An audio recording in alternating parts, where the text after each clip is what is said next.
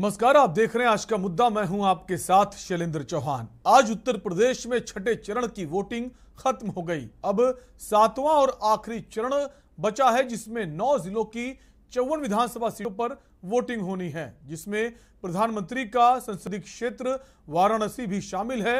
और इसलिए काशी जो है सियासी दिग्गजों का अखाड़ा बनता हुआ नजर आ रहा है, जहां कल PM Narendra Modi road show करेंगे।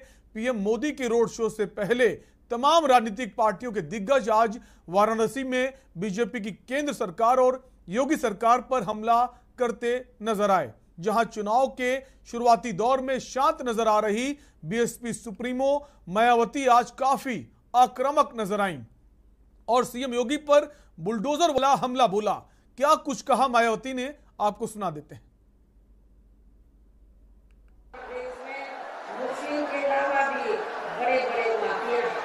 जबकि यहाँ प्रदेश में मुस्लिम के अलावा भी बड़े बड़े माफिया हैं, जिन पर बीजेपी की सरकार का अभी तक भी बुलडोजर व हथौड़ा आदि नहीं चला है।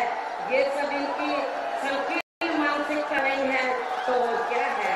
इसलिए इनके इसी पक्षपात वाले रवैये से दुखी होकर यहाँ मुस्लिम समाज खासकर बीजेपी व आरएसएस से काफी नफरत करता है तथा ना ही इनको अपना वोट देना भी पसंद करता है। इतना ही नहीं, बल्कि इस बार तो बीजेपी की सरकार में अपर कास्ट समाज में से विशेषकर प्रबुद्ध वर्ग में भी ब्राह्मण समाज हर मामले में अपने आप को काफी ज्यादा उपेक्षित महसूस करता है। इसके अलावा और भी तमाम नेता आज काशी में मौजूद रहे। सबने करारे हमले बोले और भी नेताओं ने क्या कुछ कहा, आपको भी सुनाएंगे। इस पर हम चर्चा भी करेंगे। उससे पहले रुकेंगे एक ब्रेक के लिए। आप देख रहे हैं के न्यूज, खबरों का सारथी। जितना सोचा था उससे ज्यादा सौगात मिली है काशी को। संस्कृति का वैभव मिला है हर भारतवासी को। टूरिज्म का नया केंद्र बना खिड़किया घाट। दुर्गा कुंड तो देखो देखो ये 80 घाट। सफाई सुविधा बिजली पानी, काशी की मिटी परेशानी। दुनिया के नक्शे में काशी का कमल खिलाया है। कैसे कैसे मोदी जी ने काशी के बेटे का फर्ज निभाया है। काशी क्षेत्र के 143 ग्रामीण इलाकों में जल जीवन मिशन परियोजनाएं शुरू हुई। गौ माता की सुरक्षा और आश्रय के लिए 102 गौ आश्रय केंद्र खुले। प्रधानमंत्री आवास योजना के तहत 11,680 आवासों का निर्माण हुआ।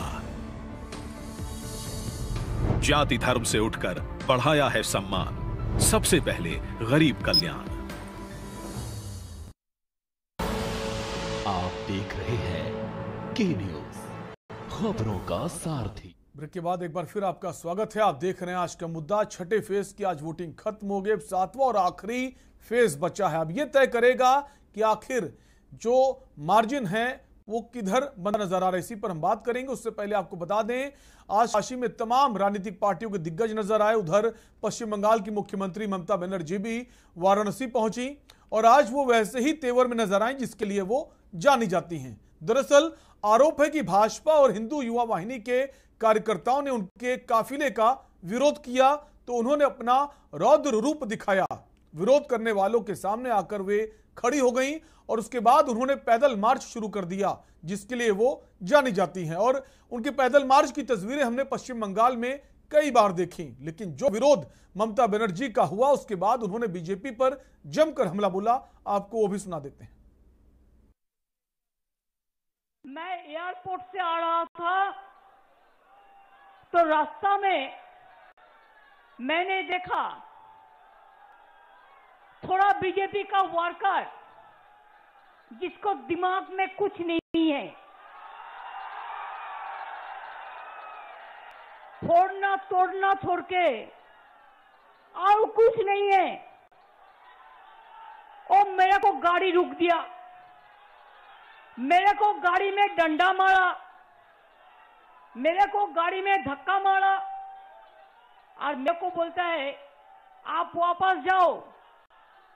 तो मैंने सोचा कि ये लोग गया, ये पूरा विदाई और चला गया, राजनीतिक और चलबसी उसको हारना मौजूद है। इसी के लिए मैं एक मीटिंग में आ रहा था। तुम्हारा क्या है? हमको कहता है तुम वापस जाओ। मैंने क्या किया? मैं इतना डरते नहीं है, मैं डरफुक नहीं हूं, मैं लड़ाकू हूं।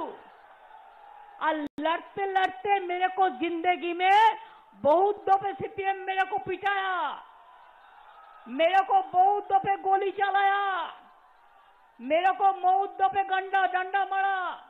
मैं कभी झुका नहीं। काल भी ये लोग जब मेरे को ऐसा गाली दे रहा था तो मैंने गाड़ी से उतारा और उतार के हम कुछ दफे खड़ा रहा। ऐसा इसके अलावा सियासत के और भी सूरमा आज वाराणसी पर गरजते नजर आए हैं, उनको भी सुनाएंगे। उससे पहले रुकेंगे एक छोटे से ब्रेक के लिए। आप देख रहे हैं के न्यूज, खबरों का सारथी।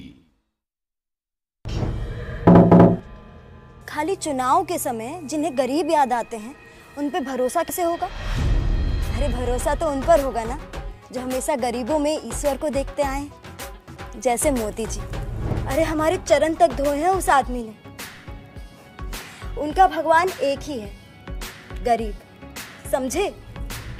गरीब को घर, अन्न, दवा, शिक्षा, सुरक्षा सब दिया है, वो भी बिना भेदभाव के। जाति धर्म से उठकर बढ़ाया है सम्मान, सबसे पहले गरीब कल्याण। इसीलिए कमल का बटन दबाएं, भाजपा को जिताएं। आप देख रहे हैं के न्यूज, खबरों का सारथी। ब्रेक के बाद एक बार फिर आपका स्वागत है। आप देख रहे हैं आज का मुद्दा और हम बात कर रहे हैं छठे फेज की वोटिंग खत्म हो गई है, आखिरी फेज 7वां फेज बचा है और आज काशी में दिग्गजों का जमावड़ा नजर आया। इसके अलावा आज शिवपाल यादव भी काफी समय बाद मंच पर गरजते नजर आए और उन्होंने बताया कि आखिर क्यों वो भतीजे के साथ आ गए। आपको वो भी सुनाते हैं। समाजवादी पार्टी के प्रमुख महासचिव प्रोफेसर राम गोपाल जी, समाजवादी पार्टी के राष्ट्रीय उपाध्यक्ष किरण भाई नंदा जी,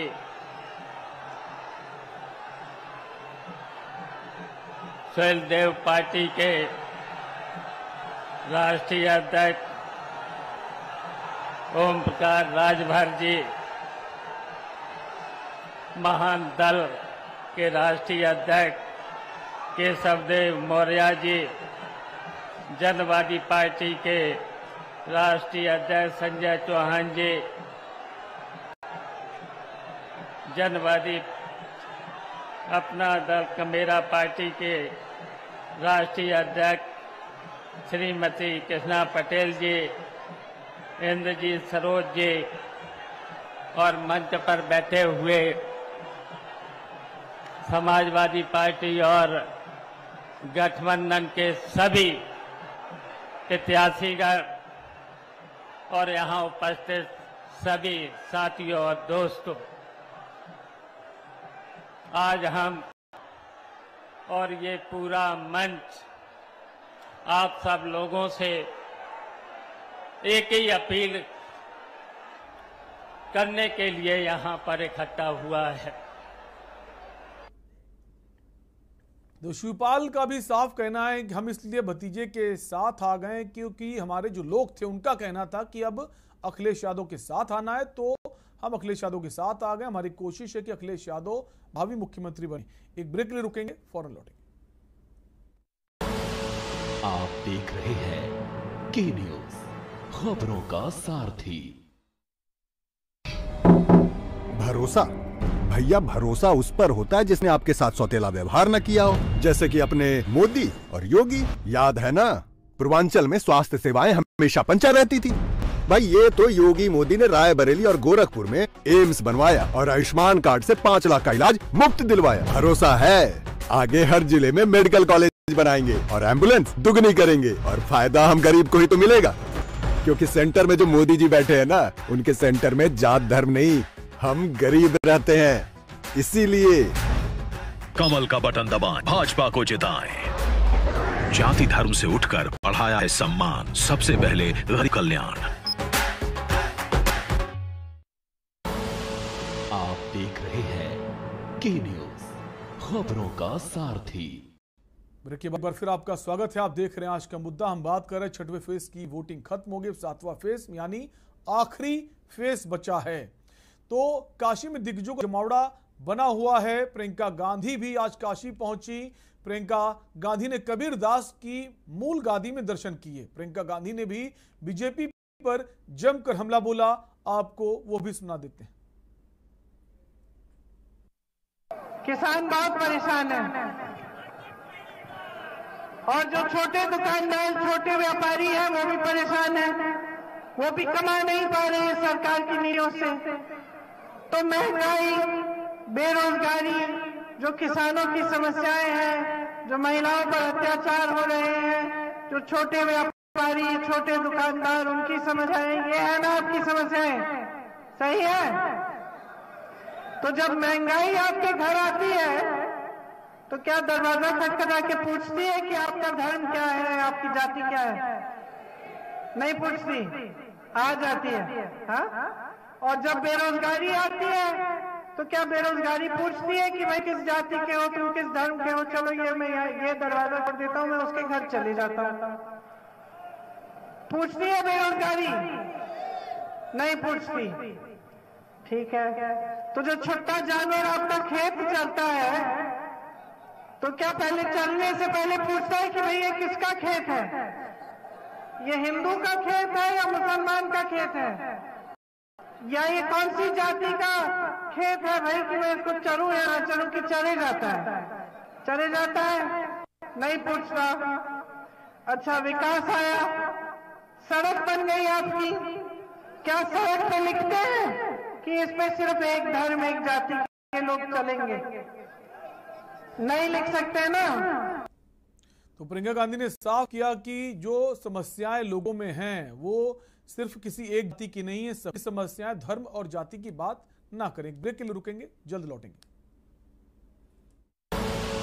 आप देख रहे हैं के न्यूज, खबरों का सारथी। पहले जब कोई बड़ी बीमारी या महामारी आवत रही तो टीका विदेश से आवत रहा और हम लोगन तक पहुंचन में तो जमाने लग जात रहे। पर ई बार कोरोना का टीका अपने ही देश में बना है। इतने सारे देशन की जनसंख्या के बराबर टीका तो सिर्फ हम यूपी वालन के ही लगा है, वो भी एकदम मुफ्त। आज कौन और सरकार होती तो विदेश से टीका मंगवाती और कमीशन खाती भरपेट। फिर हम लोगन का नंबर कब आता, हिसाब लगा लो। कमल का बटन दबाएं, भाजपा को जिताएं। आप देख रहे हैं के न्यूज, खबरों का सारथी। ब्रेक के बाद एक बार फिर आपका स्वागत है। आप देख रहे हैं आज का मुद्दा और हम बात कर रहे हैं 6वें फेज की वोटिंग जो खत्म हो गई है। अब 7वां आखिरी फेज बचा है। सभी नेता अपनी पूरी ताकत झोंक रहे हैं आखिरी फेज को किस तरह जीता जाए, बढ़त बनाई जाए। इसी को लेकर काशी में तमाम दिग्गज, तमाम सुरमा पहुंचे हुए हैं। तमाम लोगों ने बीजेपी पर हमला बोला, केंद्र सरकार, योगी सरकार पर। तो सीएम योगी भी पीछे रहने वाले कहां थे? जहां विपक्ष के सारे नेता जब बीजेपी पर हमला बोल रहे थे तो सीएम योगी आदित्यनाथ कहां पीछे रहने वाले थे? वो भी शाम होते होते वाराणसी पहुंच गए और सीएम योगी जो हैं उन्होंने बीजेपी की जीत को लेकर आश्वस्त नजर आए। क्या कुछ कहा, आपको सुनाते हैं। भारतीय जनता पार्टी ने देश के महापुरुषों का सम्मान रखा, तीर्थों का पुनरुद्धार के कार्य को हाथ में लिया।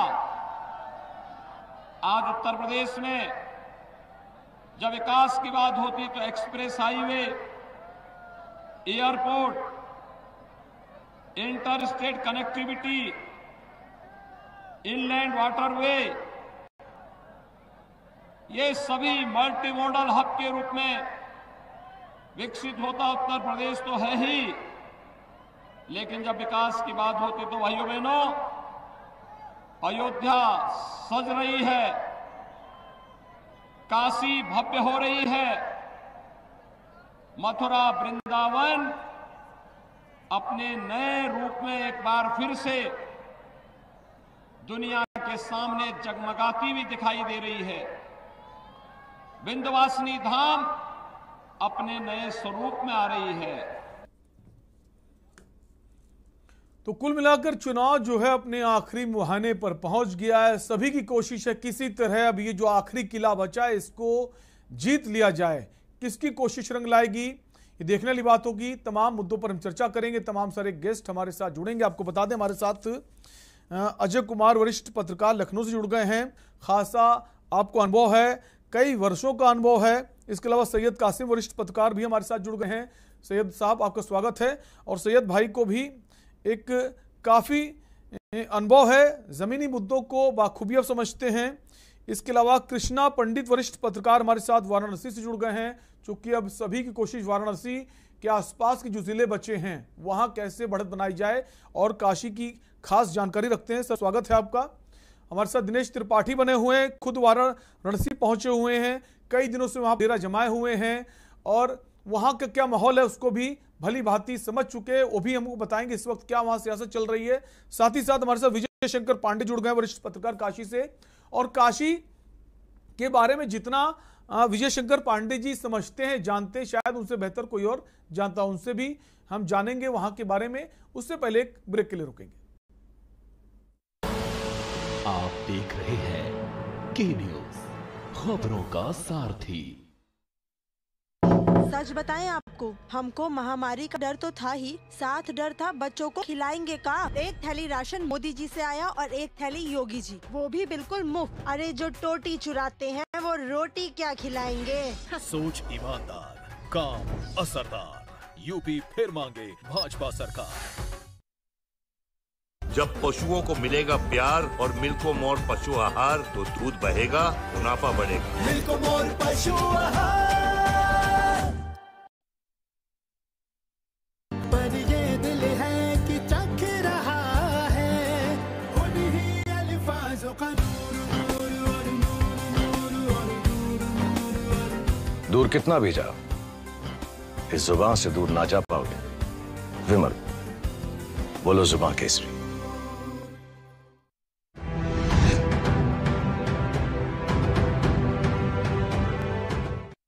भाजपा का संकल्प है उज्ज्वला लाभार्थियों की होली दिवाली मुफ्त सिलेंडर वाली। फिर से कमल का बटन दबाएं, भाजपा को जिताएं। आप देख रहे हैं के न्यूज, खबरों का सारथी।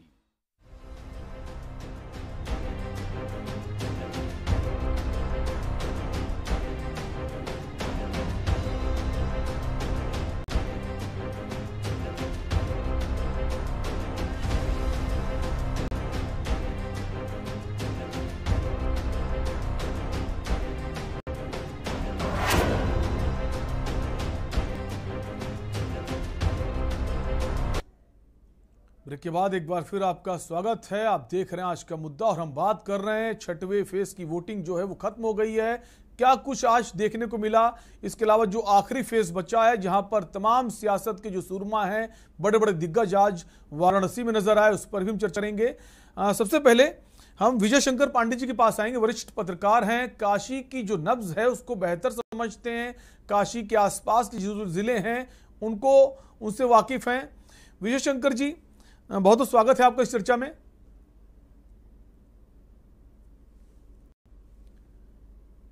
विजय जी, क्या आपको हमारी आवाज आ रही है?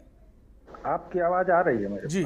विजय जी, अब अगर काशी के आसपास के तमाम ऐसे जिले हैं जो अब आखिरी फेज में शामिल हैं, आज तमाम बड़े दिग्गज वहां पहुंचे, खासकर आज जो ममता बनर्जी हैं वो काशी में पहुंची हैं। लगता है जो पिछला प्रदर्शन था बीजेपी का, कितना इस बार मुश्किल होने वाला है बीजेपी के लिए? ममता बनर्जी यहाँ बांग्ला भाषी उम्मीदवारों को प्रभावित करने के लिए आई हैं। एक तरह से कहिए, या उनके जो मेन अपोजिशन भाजपाई नेता भी हैं वो भी शहर में मौजूद है। तो जाहिर सी बात है कि बांग्ला भाषी वोटरों को प्रभावित करने का यह है। बनारस कैंट, बनारस दक्षिणी, ये 2 सीटें ऐसी हैं जहां पे बांग्ला भाषियों का प्रभाव है। और अखिलेश यादव का जो बहुरंगी गठबंधन है वो कड़ा मुकाबला कर रहा है, स्पेशली बनारस उत्तरी और दक्षिणी 2 सीटों पर भाजपा का। हालांकि पिछली बार के चुनाव में 8 सीटें भाजपा और उसके गठबंधन सहयोगियों के खाते में गई थी, लेकिन अब की बार कम से कम 5 सीटों पर प्रतिद्वंदी अच्छा खासा टक्कर देते हुए दिख रहे हैं। कांग्रेस भी रोहनिया, बनारस कैंट और पिंडरा में ठीक ठाक टक्कर देती हुई दिख रही है। प्रियंका के आने का प्रभाव पड़ा है। जिस प्राय संगठन हो चुका था कांग्रेस, जो फिलहाल लड़ाई में है, ये बड़ी बात है। इस वजह से भाजपा की चुनौती कम नहीं है। ये दीगर बात है कि कल का जो रोड शो है, मेगा रोड शो, 10 किलोमीटर का प्रधानमंत्री का रोड शो है, उससे अब कितना बदलता है ये देखने वाली बात है। अब विजय शंकर जी, जो ममता बनर्जी आज पहुंची हैं, अगर काशी से लेकर जो आगे जो जिले पड़ते हैं पूर्वांचल के, उसके बाद बंगाल तक अगर हम जाएं तो काफी सारा ऐसा समाज है, तमाम ऐसे वर्ग के लोग हैं जो नौकरी करने के लिए पश्चिम बंगाल का रुख करते हैं। ऐसे तमाम सारे परिवार हैं, ऐसे तमाम सारे जो पंडित हैं, संत हैं, वो भी बंगाल की जो शैली है, जीवन शैली, उससे भी काफी प्रभावित नजर आते हैं। उसका कितना असर पड़ेगा ममता बनर्जी के आने से, इस पर भी आपसे जानेंगे। उससे पहले रुकेंगे एक छोटे से ब्रेक के लिए। आप देख रहे हैं के न्यूज, खबरों का सारथी। भाजपा का संकल्प है गरीब को उपलब्ध कराएंगे न्यूनतम मूल्य पर मां अन्नपूर्णा कैंटीन में भोजन। भाजपा सरकार, फिर से कमल का बटन दबाएं, भाजपा को जिताएं। सोचिए मत, मेरी और पूरे हिंदुस्तान की तरह आप भी समर कूलर और होम अप्लायंसेस लीजिए और बेफिक्र हो जाएगी। खुदी को आजमाया है तो ये अंदाज आया है, खुदी को आजमाया है तो ये अंदाज आया है। तुम में भी मैं हूं, शुद्ध प्लस पान मसाला।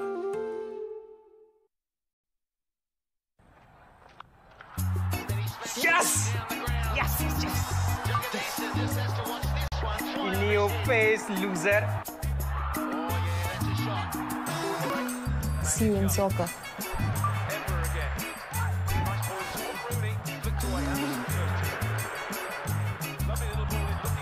Yes!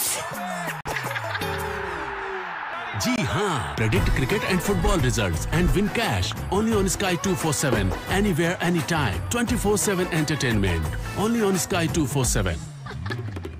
Asshole. Download the Sky 247 app today. This game involves an element of financial risk and may be addictive. Please play responsibly at your own risk.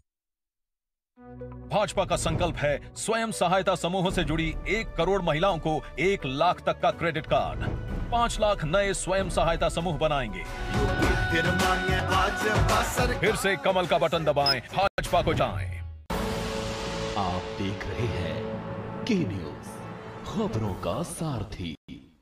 Break के बाद एक बार फिर आपका स्वागत है। आप देख रहे हैं आज का मुद्दा और हम बात कर रहे हैं छठे फेज की वोटिंग के बाद जो चुनाव है वो 7वें और आखिरी पर पहुंच चुका है।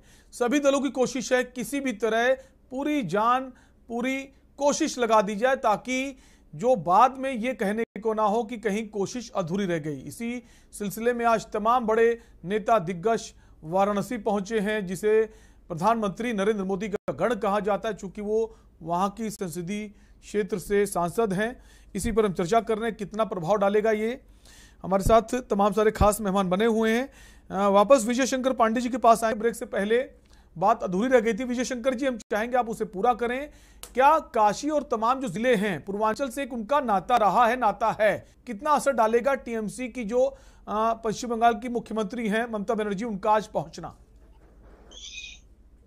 देखिए, उत्तर प्रदेश की जो सीमा है, स्पेशली बलिया का बैरिया विधानसभा क्षेत्र, अविभाजित बंगाल का कभी जब बिहार और उड़ीसा, झारखंड सब बंगाल के हिस्सा हुआ करते थे, उस वक्त तक उन बंगाल की सीमा बैरिया विधानसभा क्षेत्र तक आती थी। तो कल्चर वगैरह के चलते वो काफी प्रभाव तो है ही। और दूसरी बात है कि ममता बनर्जी गैर हिंदी भाषी राज्य होते हुए भी वहां पे एक हिंदी यूनिवर्सिटी की स्थापना की है, शिलान्यास किया है अपने पिछले चुनाव से पहले ही, जिस पर काम चल रहा है। हिंदी भाषियों का गढ़ है महानगर कलकत्ता, स्पेशली मैं भोजभाषियों का दुनिया का सबसे बड़ा महानगर कलकत्ता ही है। इस वजह से उसका प्रभाव है। अब ये कितना पड़ता है ये तो 10 मार्च को पता चलेगा। कुल मिलाकर प्रभाव है ये मानते हैं। और हाँ, बंगालियों का वैसे भी बनारस से एक लगाव है। आप जितने बड़े प्रदीप कुमार वगैरह के यहाँ मकान पाएंगे, बड़े बड़े संगीतकार वगैरह भी बनारस से जुड़े हुए हैं। तो बनारस से एक बंगालियों का एक वास्ता है। बिल्कुल वास्ता है, इसे नकारा नहीं जा सकता। अब कितना प्रभाव पड़ेगा ये तो नतीजा आएंगे। अजय कुमार हमारे साथ बने वरिष्ठ पत्रकार हैं। अजय कुमार जी, छठवां फेज जो है वो खत्म हो चुका है। छठवें फेज में सीएम योगी आदित्यनाथ की अस्तित्व कहें, क्योंकि उनकी साख भी है, क्योंकि गोरखपुर और बस्ती मंडल के तमाम सारे ऐसे जिले जो छठवें फेज में थे। अब प्रधानमंत्री का गढ़ है वाराणसी। अब जो आखिरी फेज में तमाम सारे जिले जो हैं वाराणसी के आसपास के शामिल, कैसे देखते हैं आखिरी दौर को? शैलेंद्र जी, देखिए, छठा फेज जहां आज मतदान संपन्न हुआ है, हम लोग बहुत उम्मीद कर रहे थे कि 60% से अधिक मतदान होगा, लेकिन केवल अगर आप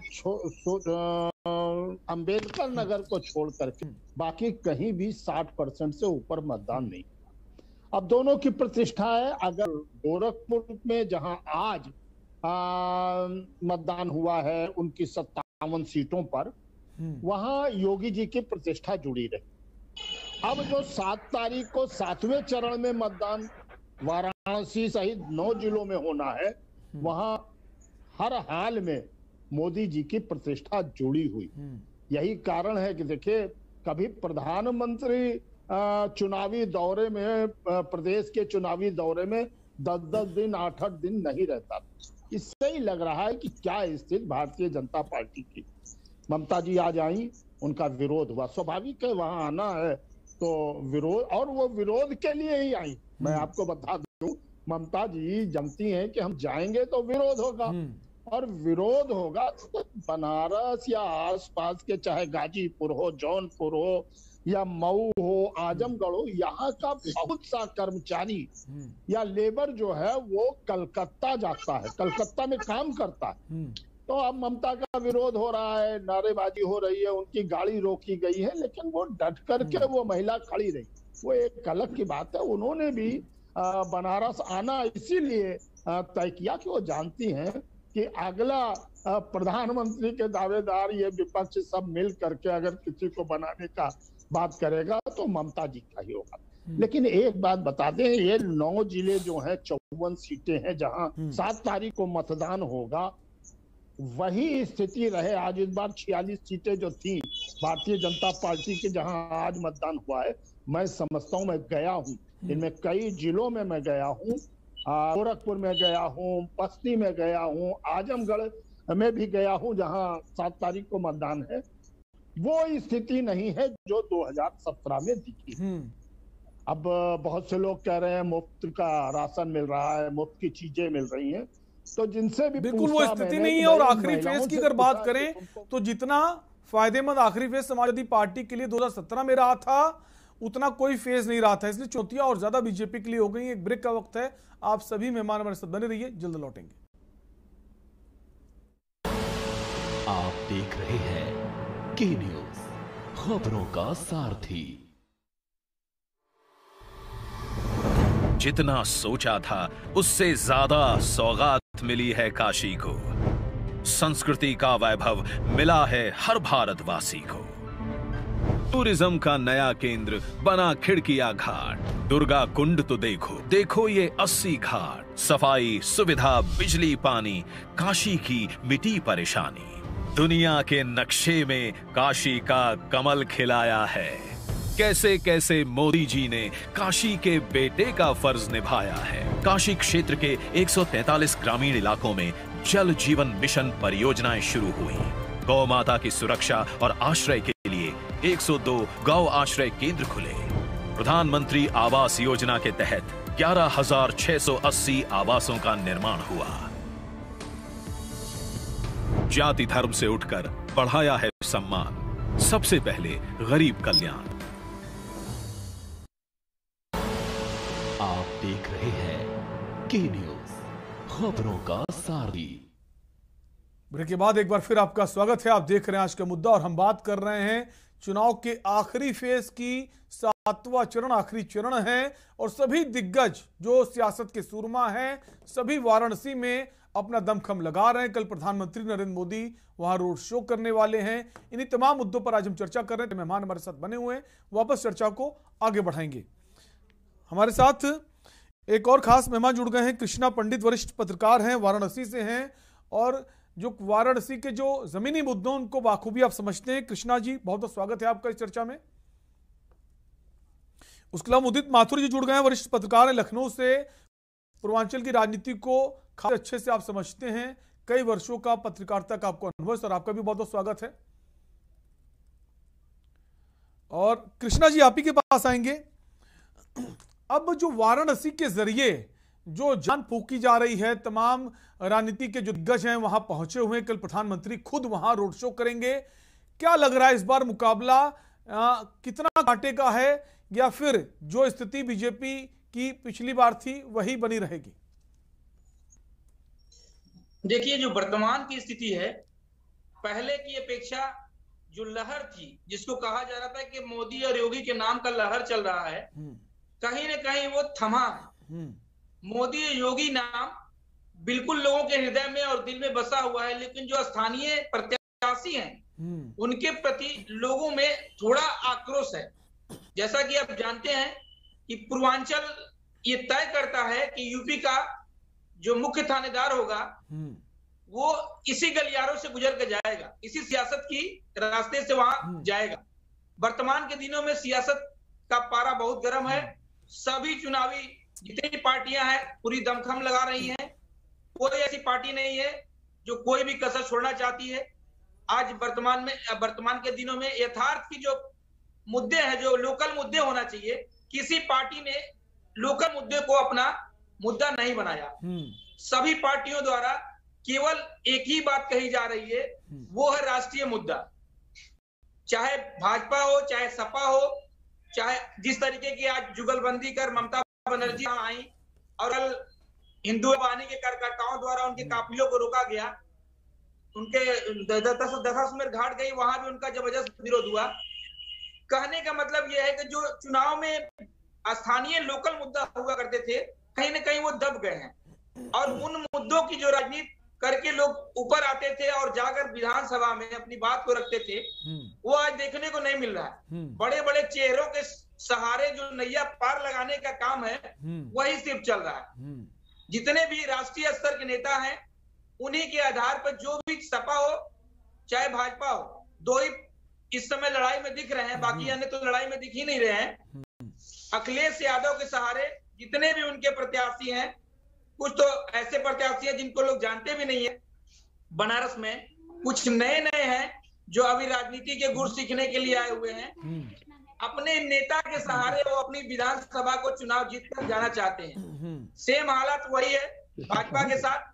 भाजपा के कुछ लोगों ने काम किया है, विकास के नाम पर वोट मांग रहे हैं, लेकिन कुछ विधानसभा में, 2-3 विधानसभा में इनकी भी कसमकस जारी है।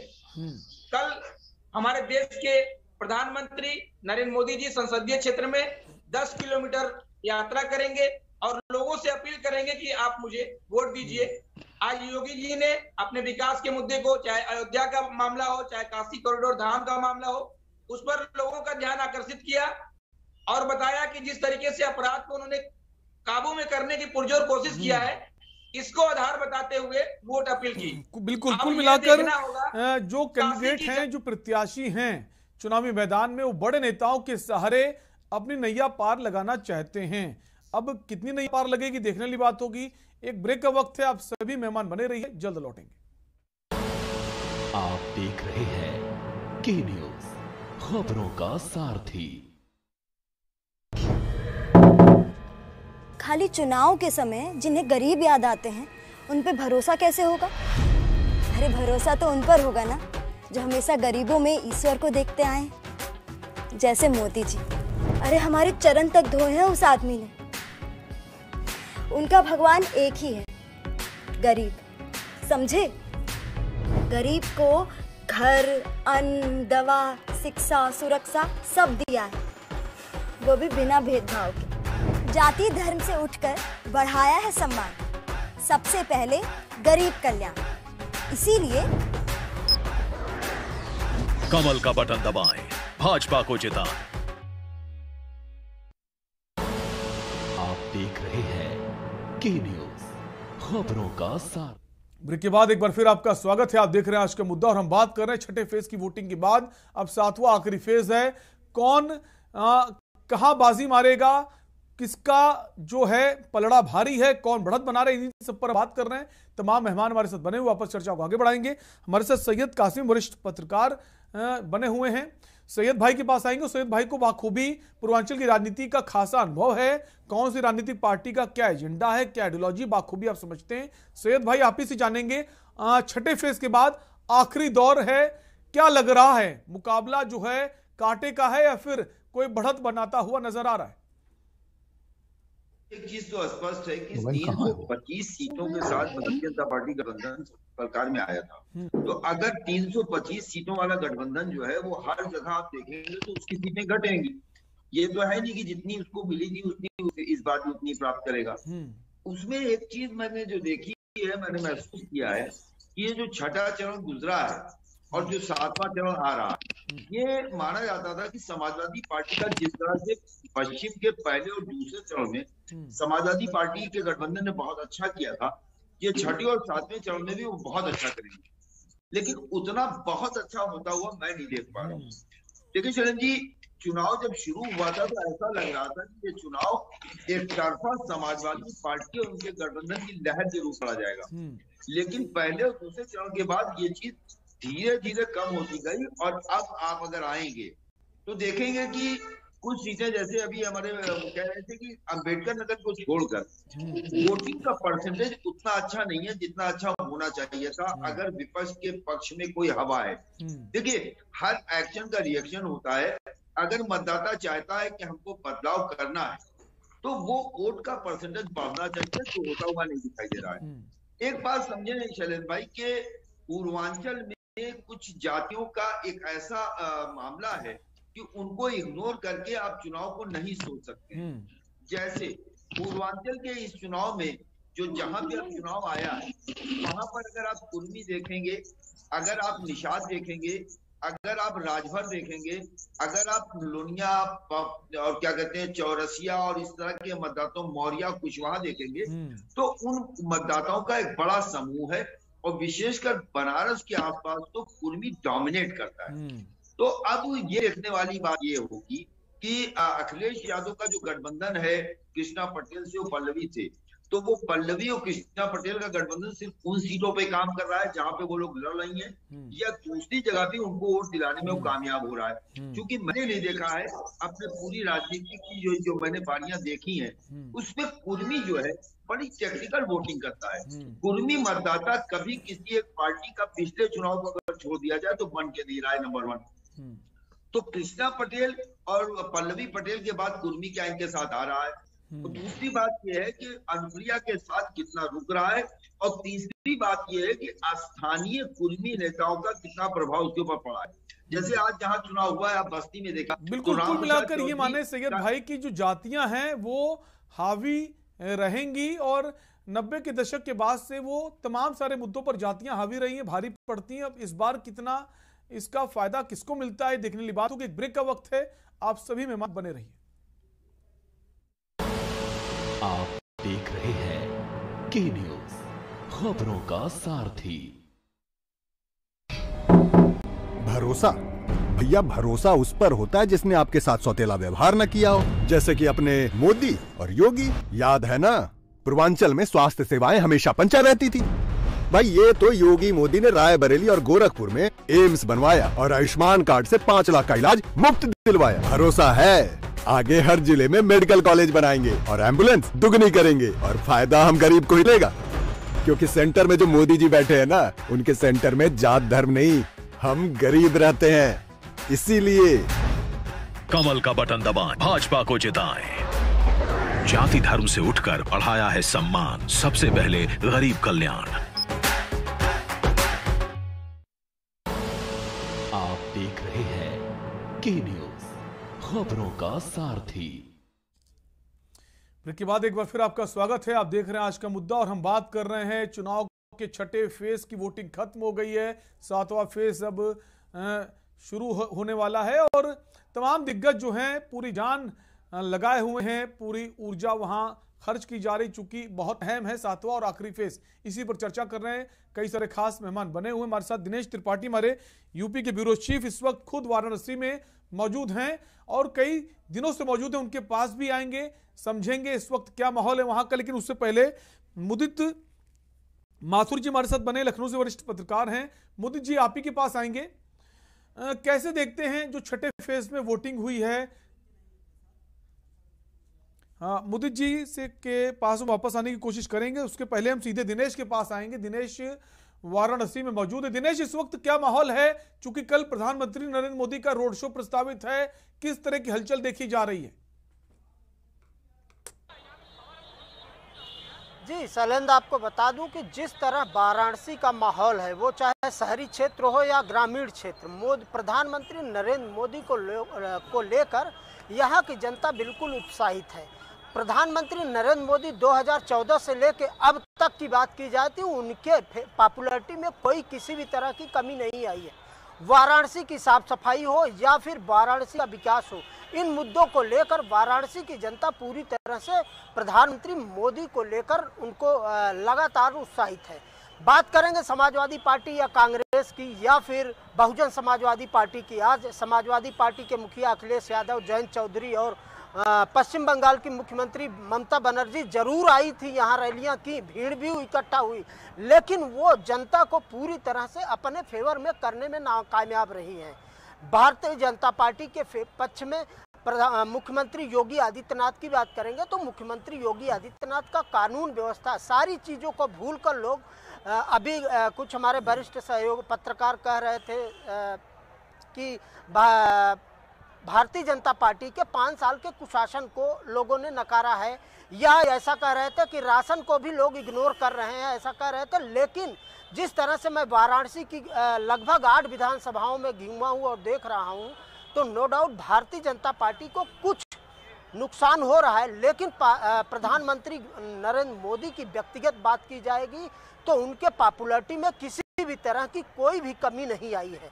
हाँ, इस बार भारतीय जनता पार्टी को कुछ सीटों पर हो सकता है वाराणसी के अन्य जिलों जैसे गाजीपुर हो गया या सोनभद्र हो गया, इन जिलों में जो आसपास के वाराणसी के आसपास के जिले हैं, आजमगढ़ हो गया, गोरखपुर हो गया, कुशीनगर हो गया, इन जिलों में कुछ भारतीय जनता पार्टी को सीटों को नुकसान हो सकता है। लेकिन वाराणसी की बात स्पेशली करेंगे तो भारतीय जनता पार्टी को वाराणसी की 8 के 8 सीटों में, जिस तरह से मैं घूमा हूँ और लोगों से बात हुई है, तो उसमें भारतीय जनता पार्टी को किसी भी तरह से कोई भी वोट लगने वाली नहीं है।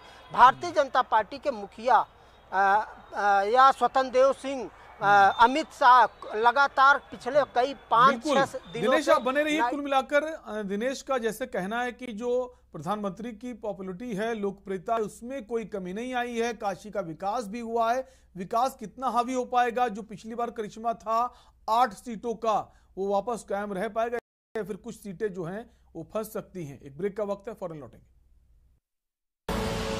आप देख रहे हैं के न्यूज, खबरों का सारथी। पहले जब कोई बड़ी बीमारी या महामारी आवत रही तो टीका विदेश से आवत रहा और हम लोगन तक पहुंचन मा तो जमाने लग जात रहे। पर ई बार कोरोना का टीका अपने ही देश में बना है। इतने सारे देशन की जनसंख्या के बराबर टीका तो सिर्फ हम यूपी वालन के ही लगा है, वो भी एकदम मुफ्त। आज कौन और सरकार होती तो विदेश से टीका मंगवाती और कमीशन खाती भरपेट। फिर हम लोगन का नंबर कब आता, हिसाब लगा लो। कमल का बटन दबाएं, भाजपा को जिताएं। खुदी को आजमाया है तो ये अंदाज आया है, खुदी को आजमाया है तो ये अंदाज आया है। तुम में भी मैं हूं, शुद्ध पान मसाला।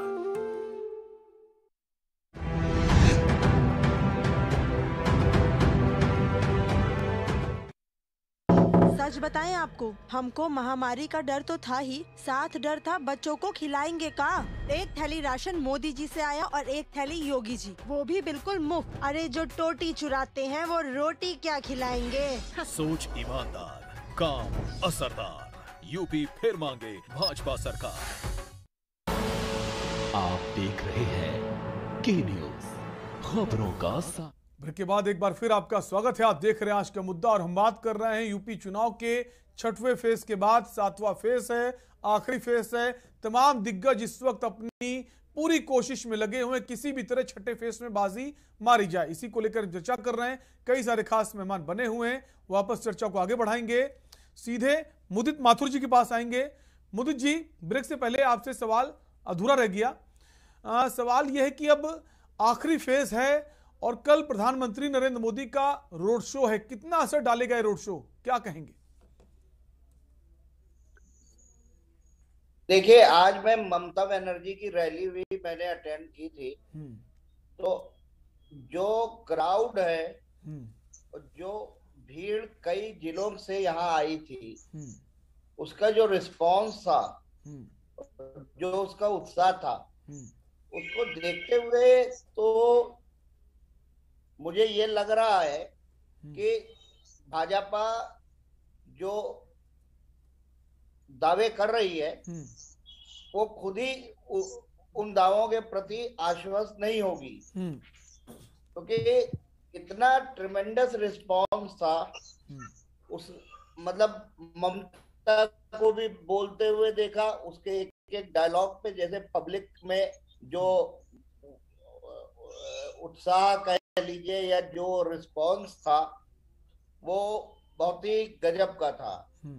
तो ये सारी चीजें जरूर दिखाते हैं कि भाजपा की जो जमीन है, जो जिस जमीन से जो है उनके बड़े बड़े दिग्गज नेता आते हैं, चाहे वो मोदी जी हो चाहे योगी जी हो, उस जमीन तो खिसक गई है। अब वो ये नहीं है कि जैसा 17 में रिस्पांस था उतनी ही सीटें उनको मिलेगी, ये तो मैं दावे के साथ कह सकता हूं कि वो फिगर तो ये इस इलेक्शन में नहीं अचीव कर सकते, और हर जगह इनको नुकसान हो रहा है। यहाँ तक कि बनारस में भी इनको कम से कम 4 से लेकर 5 सीटों तक का नुकसान हो सकता है। जो यहाँ की जो हमने देखी है जमीनी हकीकत, उसमें यहाँ पे कांग्रेस भी अच्छी लड़ती हुई दिख रही है।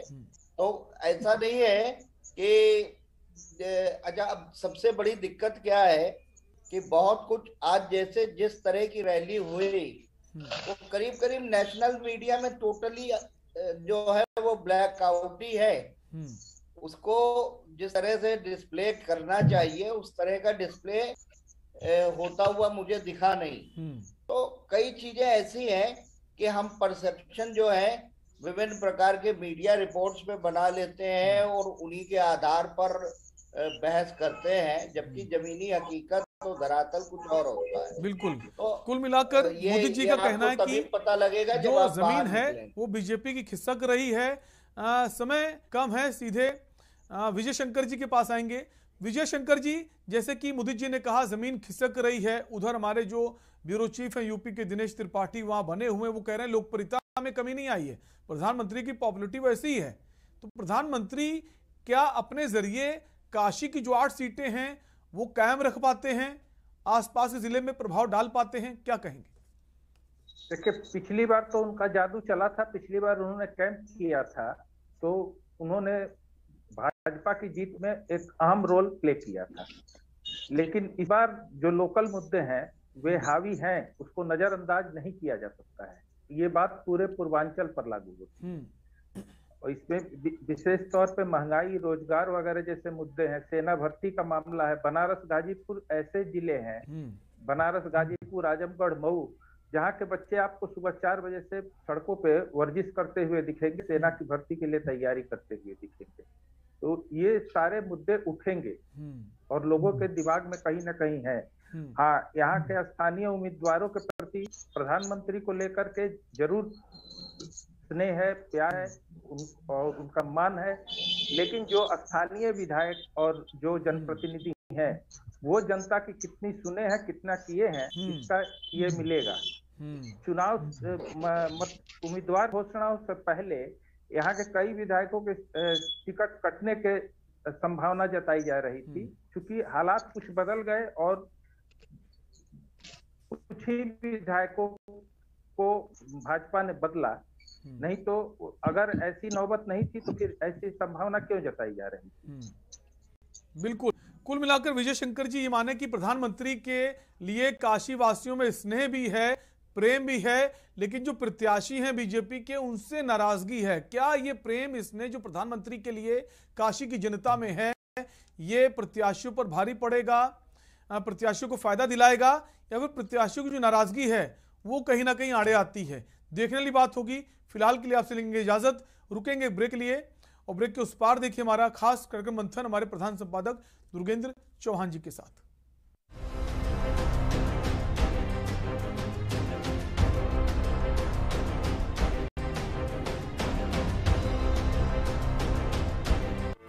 इस कार्यक्रम के प्रायोजक करता है गोल्डी किचन किंग मसाले।